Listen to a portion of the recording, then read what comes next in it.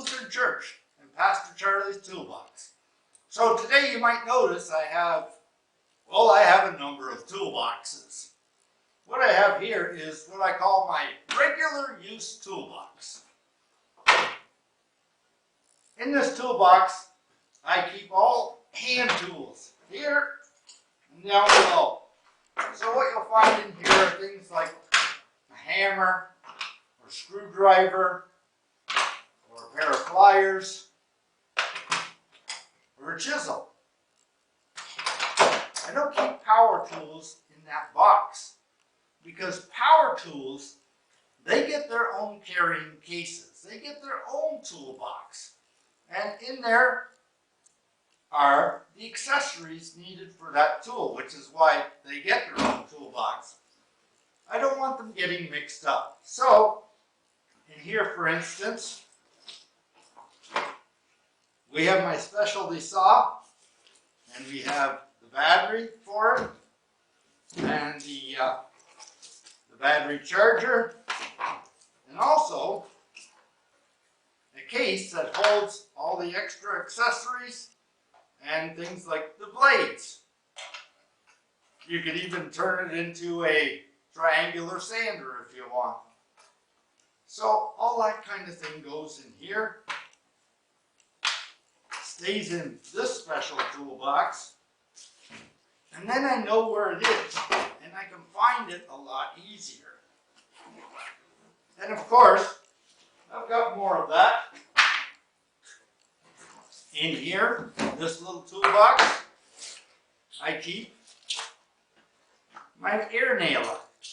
So, with the ear nailer are nails and some little wrenches that I might need to work on. So you just got to open that, load your nails in, shut it down, plug it into the air compressor, which hopefully has some air in it, and away you go with that.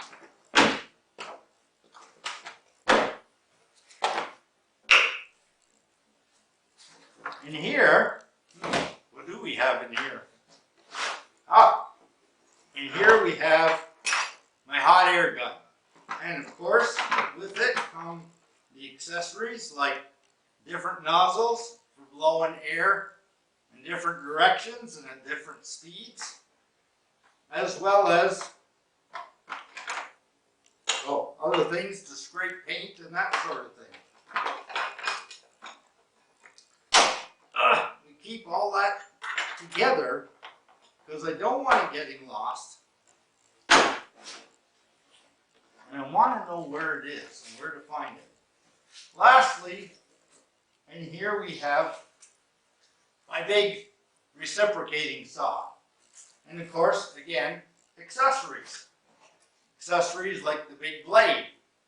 And there's a little wrench for it. You shove the blade in here, and you tighten it down with a wrench, and it's ready to go once you plug it in, of course. So, these things all get their own special toolboxes. And I use the hand tools a lot because I use them for everyday things. You know, I use screwdrivers and the hammer and the chisel. But when I need something specialized or fast, well, that's when I turn to power tools.